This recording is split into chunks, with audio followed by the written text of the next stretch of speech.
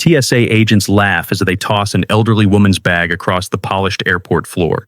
The duffel slides, hits a barrier, and splits open. Suddenly, the terminal falls silent. Inside lies a perfectly folded military uniform with classified insignia and rare combat decorations only a handful of people on Earth have ever earned. The smirks vanish. A nearby Homeland Security officer freezes mid-stride, recognition dawning in his eyes. Everyone realizes they've just publicly humiliated someone whose service record sits well above their security clearance. From which city in the world are you watching this video today? If you enjoy stories about hidden heroes and moments of powerful revelation, please consider subscribing to our channel. The pre-dawn light filtered weakly through the massive windows of the International Terminal at Hartsfield-Jackson Atlanta International Airport. The early hour did little to diminish the steady flow of travelers moving through security checkpoints, their faces a universal map of travel fatigue and caffeine deprivation. Laurentine Westcott moved among them with quiet efficiency, her 73-year-old frame still possessing a certain straightness of posture that had nothing to do with age and everything to do with discipline. Her silver hair was pulled back in a practical bun, not a strand out of place despite the early hour. She wore a weathered barn jacket that had seen better decades, sensible walking shoes with orthopedic insoles, and carried nothing but a worn canvas duffel slung over one shoulder. Nothing about her appearance suggested importance. No jewelry adorned her neck or fingers, no designer luggage trailed behind her, no first-class priority tags marked her belongings. She was, to all appearances, entirely forgettable. And that was precisely how Laurentine had survived for over 5 decades. She approached the security checkpoint with measured steps, her pale blue eyes taking in details others missed. The TSA officer whose shoelace was coming untied, the businessman who kept checking his watch while his hand trembled slightly, the young mother trying to manage 3 children while her passport remained conspicuously visible in her back pocket. Laurentine registered these details automatically, a habit formed long before most of these travelers were born. The security line moved with glacial efficiency.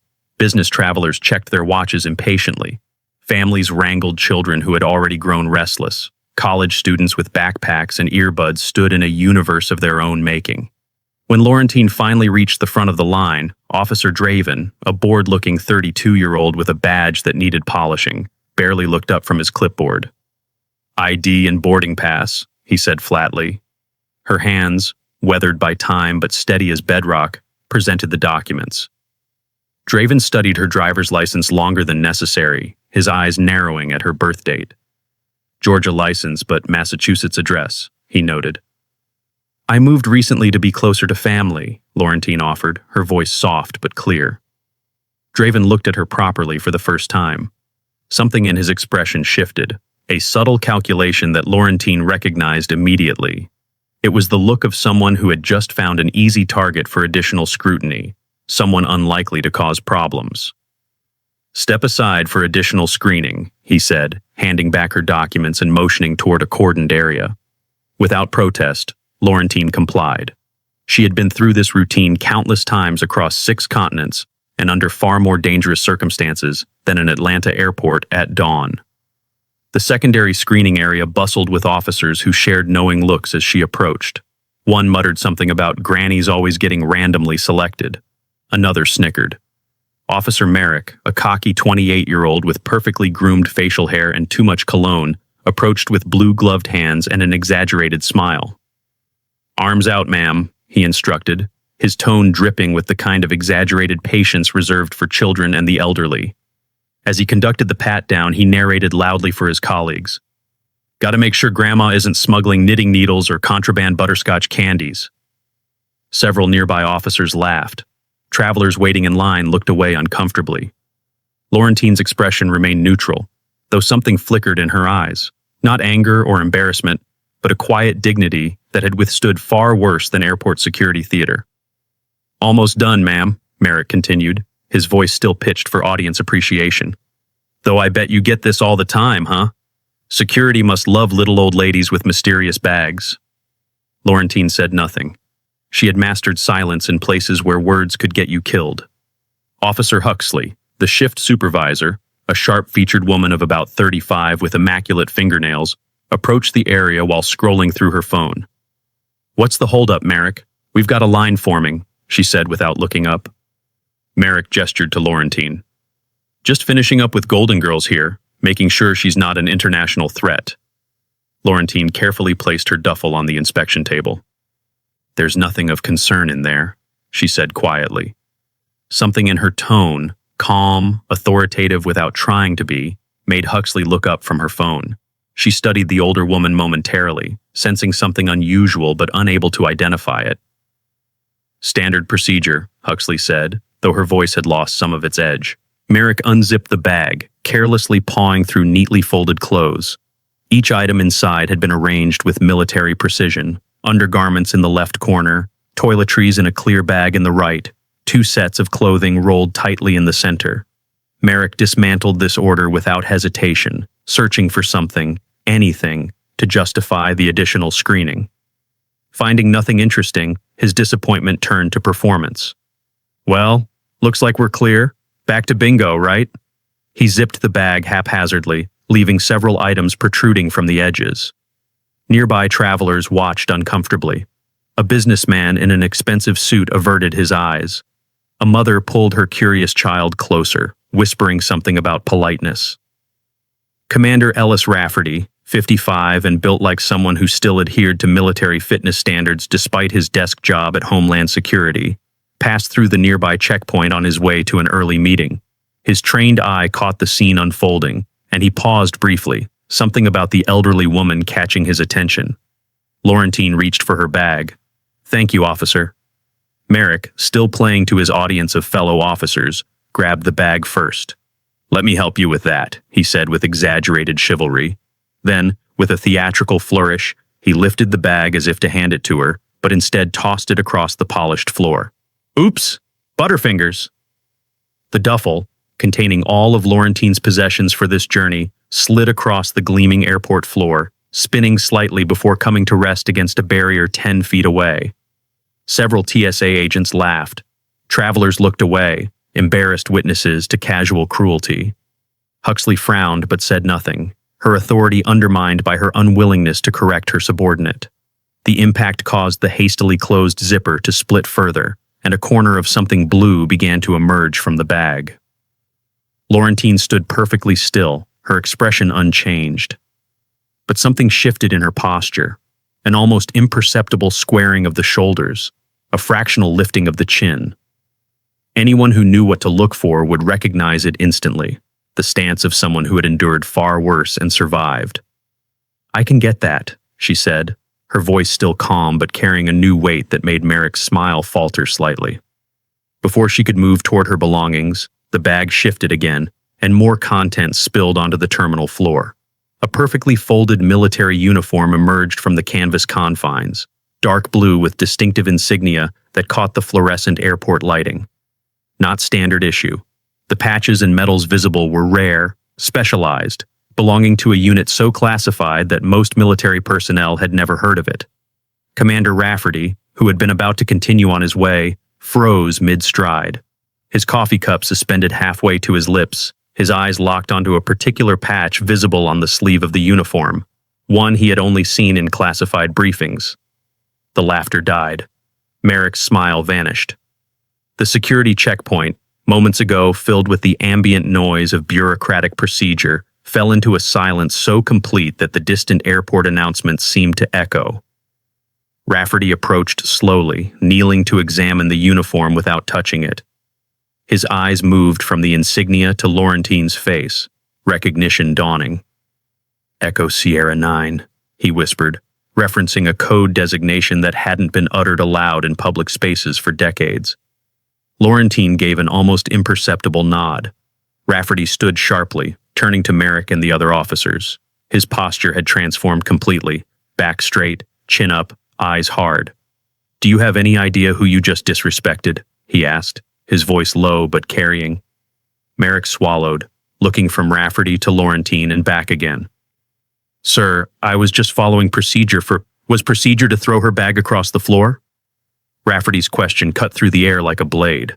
Huxley stepped forward, suddenly alert. "Commander, is there—" Rafferty addressed the nearest officer, ignoring Huxley entirely.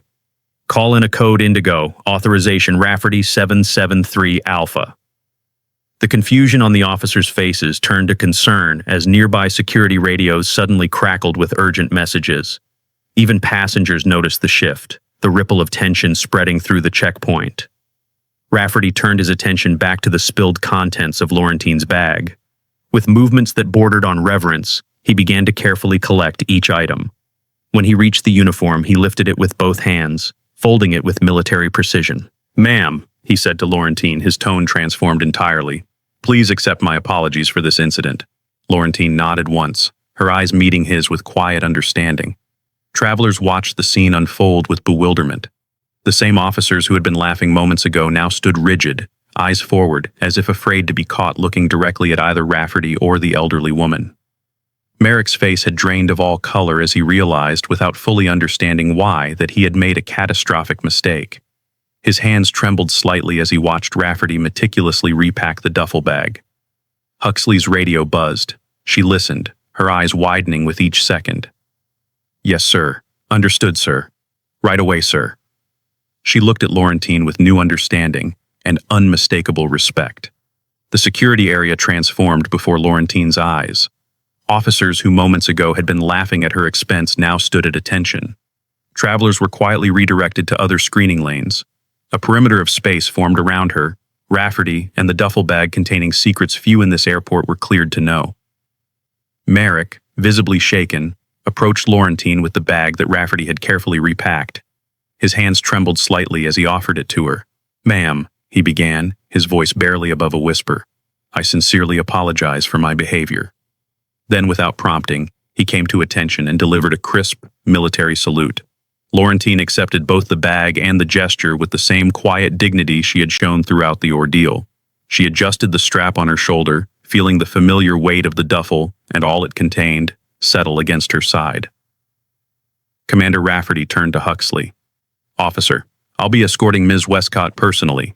Please inform your supervisor that I'll file a complete report on this incident by end of day." Huxley nodded, her earlier bureaucratic indifference replaced by brisk efficiency. "Of course, Commander. Again, we deeply regret." "Save it for the report," Rafferty said, not unkindly. He gestured for Laurentine to follow him. "This way, ma'am. We have a private waiting area where you can recover before your flight." As they walked away from the checkpoint, Laurentine could feel the eyes of every officer and nearby traveler following her. The weight of their gaze was familiar, the same weight she had carried through decades of service that would never be acknowledged in history books or public records. She adjusted her step to match Rafferty's, her posture still straight despite the early hour and unnecessary ordeal. Behind them, she could hear Huxley already beginning to address the other officers in hushed, urgent tones. The incident was over, but its impact would linger in that security checkpoint long after Laurentine Westcott had boarded her flight and disappeared once more into the anonymity she had cultivated for a lifetime. Commander Rafferty led Laurentine through a side door marked "Authorized Personnel Only," bypassing the main concourse entirely. The private corridor was stark and utilitarian, lacking the commercial brightness of the public terminal. Their footsteps echoed against the polished concrete floor. "I never thought I'd meet you in person," Rafferty said quietly as they walked. "Your file is legendary among those of us with the clearance to access it." Laurentine glanced at him, assessing. "Most of those files are heavily redacted." "Even the redactions tell a story," Rafferty replied, "particularly the ones from Saigon, Baghdad, and Kabul." She nodded, but offered nothing more. Decades of compartmentalized secrets had taught her the value of silence. They approached another door, this one requiring Rafferty to scan both his ID and his fingerprint. It opened to reveal a modest but comfortable security office reserved for high-level officials and sensitive situations. A small conference table occupied the center of the room, surrounded by 4 chairs. A coffee station sat in one corner, and monitors on the wall displayed various areas of the airport. "Please have a seat," Rafferty gestured to the table. "Would you like some coffee? It is abysmal, I warn you, but it contains caffeine." "That would be fine," Laurentine said, setting her duffel carefully on the floor beside a chair. As Rafferty busied himself with the coffee, Laurentine took in the room with a professional's eye, noting the cameras, the emergency exit, the subtle panic button beneath the edge of the table. Some habits never died, not even after retirement. Black, I assume? Rafferty asked, holding up a styrofoam cup. Laurentine almost smiled. You've read my file. Extensively, he admitted, bringing 2 cups to the table and sitting across from her. Though I suspect what's written down is only a fraction of the story. The coffee was indeed terrible, but Laurentine sipped it anyway. She had consumed far worse in the field. I need to make a few calls, Rafferty said, placing his phone on the table. Your treatment back there was unacceptable. Officer Merrick will face disciplinary action. That isn't necessary, Laurentine said. Rafferty looked surprised. Ma'am, with all due respect, what he did was completely out of line, regardless of who you are. The fact that you only makes it worse. Laurentine set down her cup. Commander, in my experience, public humiliation rarely produces lasting change. Private understanding is more effective. Before Rafferty could respond, a knock came at the door. A young officer entered, standing at attention. Commander, we've received confirmation from Washington. Code Indigo protocols are active. Thank you, Officer Thorne. Please inform the director I'll be making a full report within the hour. The young man nodded sharply, then hesitated, his eyes flicking to Laurentine with poorly concealed curiosity before he departed. Word travels fast, Laurentine observed. Faster than it should, Rafferty agreed. Security protocols have improved since your day, but human nature remains constant. His phrasing caught her attention. My day isn't as distant as you might think, Commander. Rafferty had the grace to look embarrassed. Of course. I didn't mean to imply you were inactive. Your Kabul consultation in 2018 was instrumental in the extraction of those aid workers. Laurentine's eyes narrowed slightly. That operation remains classified. As I said, your file is legendary, Rafferty replied, then checked his watch. Your original flight to Boston departs in 40 minutes, but I've taken the liberty of arranging alternative transport. A military flight is departing at 0800. The pilot has already been informed you'll be on board. That's unnecessary. With respect, ma'am, it absolutely is necessary. After what happened at the checkpoint, the least we can do is ensure you travel comfortably.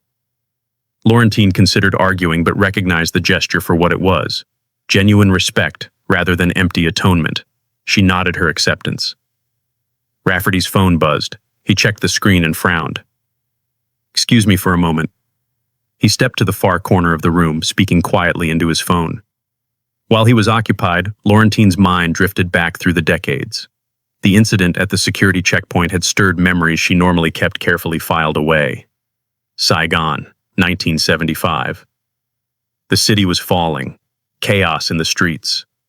Gunfire echoed between buildings as South Vietnamese forces made their last desperate stand. Laurentine, barely 25 then, moved through the mayhem in civilian clothes, her Vietnamese good enough to pass casual inspection. She had been sent to extract 3 intelligence officers and their local assets from a safe house that was no longer safe. The heat had been oppressive, the air thick with exhaust fumes and the acrid smell of distant fires. She found the safe house compromised, 2 officers wounded, and 6 children, family members of their Vietnamese contacts, huddled in terror. American extraction is at the embassy, one officer had told her, pressing a blood-soaked hand to his side. The embassy is overrun, she had replied calmly. We have another option. She led them through back alleys and sewers, avoiding the main streets where panic had taken hold. The children followed without question, trained by circumstance to obey quickly and silently. When they reached the designated extraction point, a nondescript rooftop 10 blocks from where any American would logically be waiting, the helicopter appeared precisely on schedule, despite impossible odds. The memory dissolved as Rafferty returned to the table. Sorry about that, he said. Washington wants details. Washington always wants details, Laurentine replied, a rare hint of irony in her voice. Rafferty smiled. Some things never change. He hesitated, then said, May I ask you something, Ms. Westcott? Not for my report, just personal curiosity. Laurentine inclined her head slightly. Permission granted. Baghdad, 1991. The intelligence community still talks about those missile sites your intel uncovered. 3 installations our satellites somehow missed, precisely identified down to entry points and guard rotations. How did you do it? The question transported her instantly to that stuffy room in Baghdad, surrounded by military brass, who didn't want to hear from a middle-aged woman whose official cover was as a cultural attaché with the State Department. She had pushed a hand-drawn map across the table, detailed with the precision only possible from someone who had seen the installations with their own eyes. Your satellites missed these 3 installations. My contacts confirmed them yesterday. The general had scoffed. Satellite imaging is comprehensive. If these sites existed, we would know. Satellites can be fooled, she had replied simply. People can be convinced to talk. 24 hours later, after verification from ground assets, the same general had looked at her differently.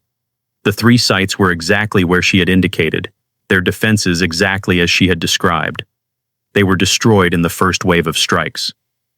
Coming back to the present, Laurentine met Rafferty's expectant gaze. Human intelligence will always see what technology misses, she said simply. Rafferty nodded, understanding the lesson. And Kabul? The extraction in '89 when the embassy was under threat? Was that really you leading that operation? Laurentine offered the faintest smile. Classified, Commander. He nodded, accepting the boundary. Of course. Another knock at the door revealed Officer Thorne again. Your escort to the military transport is ready, ma'am. As Laurentine rose to leave, Rafferty asked one final question. Do you ever wish people knew what you did for this country? Laurentine considered this as she shouldered her duffel, the same unassuming bag that had revealed her extraordinary past. Recognition was never the point. She moved toward the door, then paused. Commander, that young officer from the checkpoint, Merrick, I'd like to speak with him before I leave. Rafferty looked surprised but nodded. I'll arrange it. 10 minutes later, Officer Merrick stood at rigid attention in a small anteroom near the private security exit. His face was pale, his uniform impeccable. When Laurentine entered, followed by Rafferty, Merrick's posture stiffened even further. Ma'am, I want to apologize again for my unprofessional conduct, he began, the words rehearsed but sincere. Laurentine studied him. The cocky demeanor had vanished, replaced by genuine remorse. At ease, officer, she said quietly. Merrick relaxed marginally, though tension still radiated from him. Do you know why your behavior was problematic? She asked. He swallowed. Yes, ma'am. I treated you disrespectfully because of assumptions I made based on your appearance and age. And if I had been exactly what you assumed, just an elderly woman with no special background or clearance, would your behavior have been acceptable then? Merrick blinked, the question clearly catching him off guard. Well, no ma'am. It would have been equally unacceptable. Laurentine nodded. Remember that. The uniform you saw in my bag, I didn't earn that because I wanted recognition or special treatment. I earned it serving alongside people who understood that respect isn't contingent on rank or recognition. Yes, ma'am. Merrick's response was subdued. That will be all, officer, Rafferty interjected. Return to your post. As Merrick turned to leave, Laurentine added, Officer Merrick. He turned back. Yes, ma'am. We all make mistakes. What defines us is how we learn from them. Something shifted in the young man's expression, a flash of understanding beyond mere embarrassment or fear of punishment. He nodded once, then exited. Rafferty escorted Laurentine through the private security corridor toward the airfield where the military transport awaited.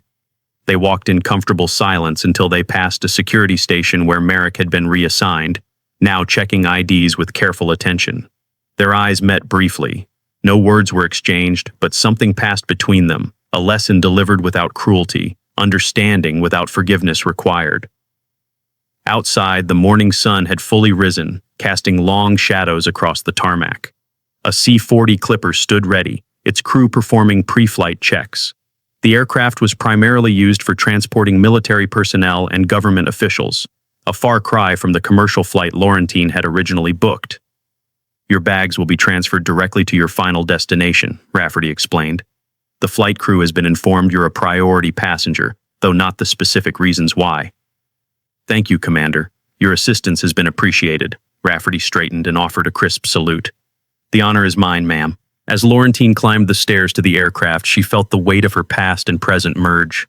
The young woman who had navigated war-torn Saigon, the seasoned operative who had outmaneuvered Baghdad's intelligence apparatus, The consultant still called upon decades later for impossible missions, all versions of herself contained within the unassuming frame of a 73-year-old woman most people overlooked. Inside the aircraft, service members looked up briefly as she entered, then returned to their conversations or reading materials. No one recognized her. No one knew to recognize her. That anonymity had been her greatest professional asset and her most consistent personal burden. Laurentine settled into an empty seat, placing her duffel carefully beneath the seat in front of her.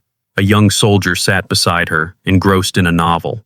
He offered a polite nod before returning to his book, oblivious to the fact that the elderly woman beside him had shaped history from the shadows. As the engines roared to life, Laurentine looked out the window. On the ground below, she could see Officer Huxley addressing what appeared to be a morning briefing for the security team. Though she couldn't hear the words, the officer's body language suggested a serious tone. The plane taxied away from the terminal, leaving behind an airport forever changed by a moment of revelation. In the security checkpoint, procedures would continue as usual, but the officers who had witnessed that morning's events would approach their duties differently, carrying the knowledge that appearances could be profoundly deceiving. As the aircraft lifted into the clear Georgia sky, Laurentine closed her eyes. Her thoughts drifted to Boston, where her niece was expecting her visit. Elizabeth knew nothing of her aunt's real career, believing instead the carefully constructed cover story of a mid-level State Department employee who had traveled extensively for mundane diplomatic work. Some secrets, Laurentine had long ago decided, were best kept hidden, not out of shame, but out of kindness. The weight of knowing was a burden she had chosen to bear alone.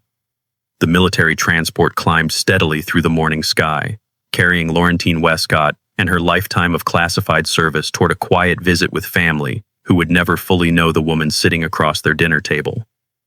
The military transport leveled at cruising altitude, the drone of its engines settling into a steady rhythm that Laurentine found oddly comforting.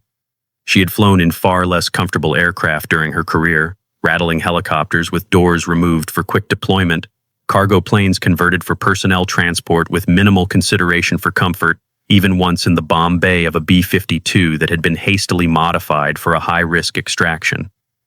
This C-40 Clipper, with its padded seats and climate control, was luxury by comparison. Most of the other passengers were military personnel in uniform, with a few civilians who carried themselves with the unmistakable bearing of government contractors or intelligence officers. No one paid particular attention to the elderly woman sitting quietly by the window, and Laurentine preferred it that way. The young soldier beside her, Lieutenant Gregory Farrell according to his nameplate, remained absorbed in his novel, occasionally shifting position but otherwise lost in his fictional world. Laurentine appreciated his focus. She had no interest in forced conversation. Her thoughts drifted to Boston and her niece Elizabeth. At 35, Elizabeth had followed a conventional path: college, marriage, 2 children, and a career in hospital administration. Her life was orderly, predictable, and transparent in ways Laurentine's had never been. Elizabeth believed her aunt had been a cultural attaché with the State Department, a cover story crafted decades ago and maintained with careful consistency. The position explained Laurentine's frequent international travel, her language skills, and her occasional unavailability for family events. It was close enough to truth to be sustainable, far enough from reality to keep everyone safe. Only once had the facade nearly cracked. 10 years ago, during Thanksgiving dinner, Elizabeth's husband, Michael, 3 glasses deep into the wine, had casually mentioned meeting a State Department official who claimed never to have heard of Laurentine Westcott. "Must be someone from a different division," Laurentine had replied smoothly, passing the cranberry sauce. "The department is massive, and most of my work was in Southeast Asia." Michael had accepted this without question, but Laurentine had noticed Elizabeth's momentary frown, a flash of curiosity quickly suppressed. Her niece was intelligent, observant. In another life, she might have made an excellent intelligence officer herself. A light chime from the aircraft's intercom interrupted Laurentine's thoughts. "Ladies and gentlemen, this is Captain Reeves. We're expecting clear conditions all the way to Boston Logan. Our flight time is approximately 2 hours and 15 minutes. For our civilian passengers, please note we'll be landing at the military terminal, and ground transport will be arranged to the main terminal if needed." Lieutenant Farrell finally looked up from his book, stretching his arms above his head. He glanced at Laurentine and offered a polite smile. "First time on a military transport?" he asked. Not exactly, Laurentine replied. Something in her tone made the young man look at her more carefully. You were military? In a manner of speaking, she said. Before the conversation could continue, a flight attendant appeared with a notepad. Ms. Westcott, Commander Rafferty called ahead. We'll be arranging private transport for you from the military terminal directly to your destination. Could you confirm the address, please? Laurentine provided Elizabeth's address in Cambridge, and the attendant nodded. Thank you, ma'am. Is there anything else you require during the flight? No, thank you. After the attendant departed, Laurentine noticed Lieutenant Farrell studying her with newfound interest. Special passenger, huh? He said, his tone light but curious. Just an old woman visiting family, Laurentine replied. Farrell's expression suggested he didn't believe this simplification, but his military training had taught him when not to press for information. He returned to his novel, though Laurentine noticed he was no longer turning pages as frequently. The remaining flight passed uneventfully. Laurentine declined the offered refreshments, preferring to gaze out the window at the landscape below. From this height, the intricate complexities of human civilization, the triumphs and tragedies, the conflicts and cooperations, were reduced to abstract patterns. Cities appeared as geometric clusters, highways as thin arteries connecting vital organs, agricultural land as patchwork quilts of green and brown. She had seen this same landscape from countless aircraft over the decades, watching as it evolved through the years. New highways cutting through formerly rural areas, urban sprawl consuming farmland, forests shrinking and growing as human priorities shifted. From above, the changes seemed orderly, almost intentional. On the ground, Laurentine knew, the reality was far more chaotic. As the plane began its descent into Boston Logan, Laurentine's thoughts returned to the incident at the Atlanta airport. The young officer, Merrick, would likely never fully understand who he had disrespected, but perhaps he had learned something valuable nonetheless. Some lessons came from unexpected sources. The aircraft touched down with minimal turbulence, taxiing toward the military terminal located separately from the main civilian facilities. As passengers began collecting their belongings, Lieutenant Farrell closed his book and turned to Laurentine. It was nice flying with you, ma'am, he said, standing to retrieve his duffel from the overhead compartment. Likewise, Lieutenant, Laurentine replied. Enjoy your leave. He looked surprised. How did you know I was on leave? Laurentine allowed herself a small smile. Your novel is dog-eared halfway through, but you've been reading the same 3 pages for the past hour. Your mind is elsewhere, most likely on someone waiting for you. That suggests personal time, not duty. Farrell blinked, then laughed. That's impressive, ma'am. My fiancé is picking me up. 2 weeks of leave before deployment. Make the most of it, Laurentine said, her voice softening.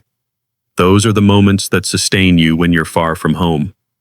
Something in her tone made the young lieutenant study her more carefully. You sound like you speak from experience. Before Laurentine could respond, the flight attendant appeared at her side. Ms. Westcott, your transportation is ready whenever you are. No need to rush. As passengers filed toward the exit, many nodded respectfully to Laurentine, though she suspected it was merely courtesy extended to an elderly woman rather than recognition of who she was. Only Lieutenant Farrell hesitated, as if wanting to ask a question. Instead, he offered a crisp, professional salute before continuing toward the exit. Laurentine remained seated until most passengers had deplaned, then gathered her duffel and made her way slowly down the aisle. At the aircraft door, Captain Reeves himself waited to escort her down the stairs. It's an honor to have you aboard, ma'am, he said quietly. Commander Rafferty called personally to ensure you were treated with appropriate respect. The commander is thorough, Laurentine observed. On the tarmac, a black SUV with government plates waited, a driver in civilian clothes standing beside the open rear door. Ms. Westcott, the driver said with a respectful nod. I'm Agent Caldwell. I'll be taking you to Cambridge. The drive from the military terminal to Elizabeth's home in Cambridge took approximately 30 minutes, during which Agent Caldwell maintained professional silence. Laurentine appreciated his discretion. Too often, younger agents felt compelled to demonstrate their knowledge or seek validation from veterans of the intelligence community. Cambridge greeted them with tree-lined streets and the dignified architecture of a city comfortable with its historical significance. Elizabeth's home was a renovated Victorian on a quiet street near Harvard Square. the fruits of her husband's successful law practice combined with her own executive position at Massachusetts General Hospital. As the SUV pulled up to the curb, the front door opened and Elizabeth emerged onto the porch. At 35, she bore a striking resemblance to Laurentine's younger sister Catherine, who had passed away 5 years earlier. The same chestnut hair, though Elizabeth wore hers shorter, the same tall, slender build, the same way of standing with weight shifted slightly to one side. Agent Caldwell retrieved Laurentine's duffel from the trunk and carried it to the porch steps. "Thank you, Agent," Laurentine said. "Please convey my appreciation to Commander Rafferty as well." "Of course, ma'am. It was an honor." He handed her a business card. "If you need anything during your stay, please don't hesitate to call this number, day or night." Elizabeth watched this exchange with visible curiosity as the agent returned to the vehicle and drove away. "Government transport, Aunt Lauren?" she asked, embracing Laurentine warmly. "I thought you were flying commercial." "There was a change of plans," Laurentine replied simply.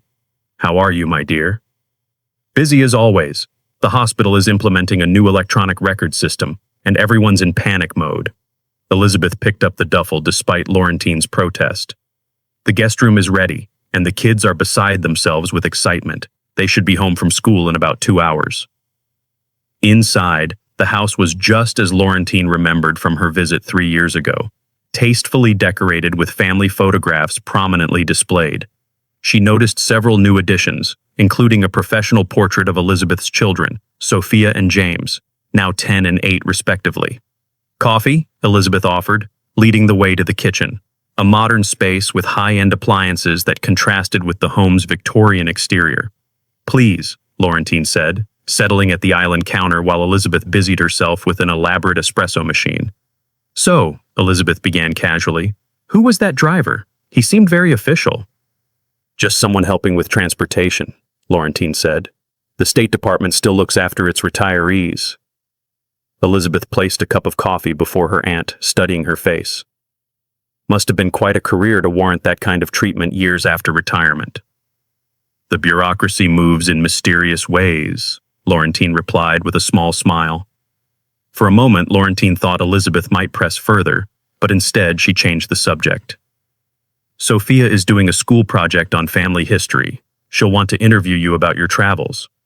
"I'd be happy to talk with her," Laurentine said, "within reason." Elizabeth hesitated, then said, "She found some old photographs online of the American embassy in Saigon during the evacuation in 1975. She asked if that was where you worked, since the dates matched when you were there." Laurentine sipped her coffee, buying a moment to formulate her response. The embassy evacuation had been chaotic, with photographers capturing desperate Vietnamese attempting to scale the walls and crowd onto the last helicopters. She had indeed been in Saigon that day, but nowhere near the embassy. "I was stationed at a separate facility," she said truthfully. "Most of the cultural attaché staff had already been evacuated by then." Elizabeth nodded, though something in her expression suggested lingering questions. "She'll be disappointed. She had this idea that her great-aunt was part of some dramatic rescue operation." "The reality of diplomatic work is far less exciting than children imagine," Laurentine replied, the practiced lie coming easily after decades of repetition. The conversation shifted to family matters. Elizabeth's husband Michael's recent promotion at his law firm, Sophia's interest in science competitions, James's surprising talent for classical piano. Laurentine listened attentively, asking appropriate questions and offering encouraging comments. This was the normal family life she had sacrificed for service to her country, a choice made so long ago she could barely remember making it. Later, as the afternoon sun cast long shadows across the kitchen, the front door burst open with the unmistakable energy of children returning from school. "Aunt Lauren," Sophia called, dropping her backpack in the hallway and rushing into the kitchen. James followed close behind, his face lighting up at the sight of his great-aunt. Laurentine accepted their enthusiastic embraces, noting how much they had grown since her last visit. Sophia was already showing signs of the tall, slender build that ran in the family, while James had his father's broader shoulders and quick smile. "Did you bring us anything from your travels?" James asked hopefully. "James," Elizabeth admonished, "that's not polite." "Actually, I did," Laurentine said, reaching for her duffel. "Nothing elaborate, but I thought you might enjoy these." She produced 2 small packages wrapped in plain brown paper. For Sophia, a delicate music box from Vienna that played Mozart when opened. For James, a hand-carved wooden chess set from Istanbul, each piece representing a different historical figure. "These are from places I visited years ago," she explained as the children exclaimed over their gifts. "I've been saving them for the right time." In truth, both items had been purchased during operations in those cities, rare moments of normalcy snatched between classified meetings and covert surveillance. The chess set had been bought during a 3-hour window while waiting for a defector to make contact. The music box had been selected while establishing a cover as a tourist before meeting with an asset embedded in the Austrian government. These stories, like so many others, would remain untold. The children would never know that the elderly woman they called Aunt Lauren had once moved through war zones and foreign capitals with different names, different identities, different purposes. As evening approached, Michael returned from work, greeting Laurentine warmly before disappearing upstairs to change. Dinner was a lively affair, with the children dominating the conversation, eager to share school stories and impress their great aunt. After the meal, while Elizabeth and Michael cleaned up, Sophia approached Laurentine with a notebook and pencil. "Mom said you'd help with my family history project," she said, settling next to Laurentine on the living room sofa. "I need to interview an older family member about their life experiences." "I'd be happy to help," Laurentine replied. "What would you like to know?" Sophia consulted her prepared questions. "What was the most important historical event you witnessed firsthand?" Laurentine considered this carefully. The true answer included watching the Berlin Wall fall from the eastern side, being in Baghdad during the first night of bombing in the Gulf War, and standing in a secret bunker beneath Kabul as reports came in of the September 11th attacks. Instead, she said, "I was in Washington, D.C. when President Nixon resigned. The atmosphere in the city was unlike anything I'd experienced before or since." Sophia scribbled this down, then looked up with bright, curious eyes. "Were you ever in danger during your travels?"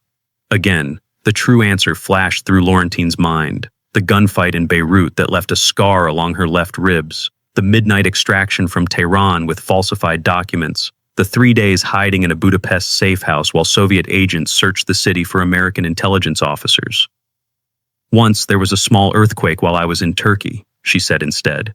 "Nothing serious, but quite frightening at the time." The interview continued, with Laurentine carefully crafting responses that were truthful in their periphery, while concealing the classified core of her experiences. Sophia, bright and perceptive, occasionally frowned at answers that seemed less detailed than she expected, but her youth and lack of context prevented her from identifying the specific omissions. After the children had gone to bed, Laurentine sat in the guest room, the duffel that had caused such a stir at the Atlanta airport now resting quietly on the floor beside the bed. From its depths, she removed a secure satellite phone, one of the few concessions to her former life that she still maintained. There was one message waiting, a text from Commander Rafferty. "Transport confirmed arrival. Officer Merrick has requested transfer to Training Division to develop new screening protocols emphasizing respectful treatment of all travelers. Thought you might appreciate knowing your impact extends beyond today's incident." Laurentine allowed herself a small smile as she powered down the device and returned it to the duffel's hidden compartment.